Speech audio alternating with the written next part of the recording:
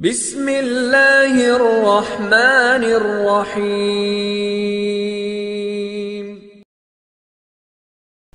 जीअं त सेठ सामनमल लेवनाणी जा शुक्रगुज़ार आहियूं जंहिं तमामु हिकिड़ो सुठो ऐलान कयो आहे। हक़ीक़त में हिकु त इहो आहे त ग़रीब जो को वक़्ती मसइलो हल कजे, पर उन खां कई किरोड़े दर्जा वधीक नेकी इहा आहे त कंहिं माण्हूअ जो झटादार को मसइलो हल कजे। त रोज़गार इंसान जी अहम ज़रूरत आहे। कोस्तान वासी रोज़गार जे लाइ ॾाढा ॾुखिया आहिनि। सरकार त रोज़गार जो हाणे चवंदी नालो ई न वठो। हाणे त रुॻो तकरीरूं इहे थियनि थियूं, बाबा इल्मु जेको आहे उहो रोज़गार लाइ कोन्ह पढ़िबो आहे, पर उन मां ॿिया बि कम थींदा आहिनि। बाबा ॿिया प्राइवेट नौकिरियूं मिलंदियूं, सेब त कोन थियूं मिलनि। माण्हू हिकिड़ा अॻे ई कोन पढ़ंदा हुआ, ॿियो का ॻाल्हि कोन्हे।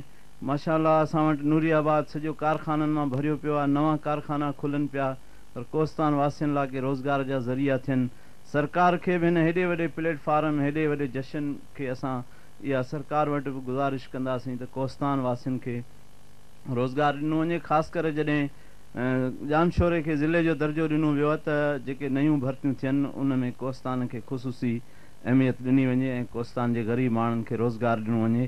इहो सरकार खां असांजो ख़ुशूसी मुतालबो आहे। हिन वक़्तु सिंध जूं 2 मशहूरु TV चैनल असां वटि मौजूदु आहिनि, उन सां गॾोगॾु हेतिरा साफ़ ई सभिनी अख़बारनि जा मौजूदु आहिनि। हिन मेड़ खे गवाह बनाईंदे गॾियल मुतालबो था कयूं त डिस्ट्रिक्ट जामशोरे जे अंदरि जेका बि नई भर्ती थिए, जंहिं बि डिपार्टमेंट में जेके मुलाज़िम खयां वञनि उन में कोस्तान खे अहमियत ॾिनी वञे। दादू हाणे अलॻि ज़िलो आहे, असांजो ज़िलो जामशोरो आहे, इहा असांजे लाइ ख़ुशी जी ख़बर आहे। ऐलान बि थिया, उन सां गॾु हिकिड़ो ऐलान मां बि करणु थो चाहियां त असांजो हिकिड़ो इंतिहाई वेझो दोस्त, मुंहिंजे साईं सरदार साहिब जो बि इंतिहाई वेझो दोस्त अब्दुल रऊफ़ साहिबु वेमण आहे, जेको अची न सघियो आहे, हालांकि चई त मां ईंदुसि।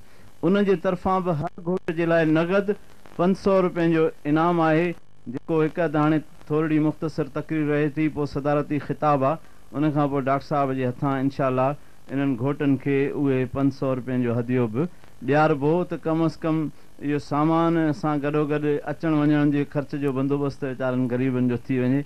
ईअं न थिए जो हिन राह में, हिन नई ज़िंदगीअ में क़दम रखंदे ई मुश्किल में पइजी वञनि, का उधार सुधार वठणी पवनि।